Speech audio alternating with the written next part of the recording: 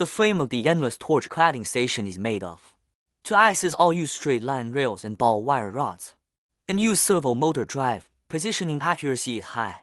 The welding torch head contains a water and electric slip ring, gap swing support, AVC tracking shaft, and welding torch fixing device. In wire feed system, the minimum diameter is 38 mm after cladding. Clad thickness 1 to 3 mm layer, multi-layer cladding. Standard clad thickness will be 3.2 mm. The platform is a steel profile structure, well designed to carry 10 tons.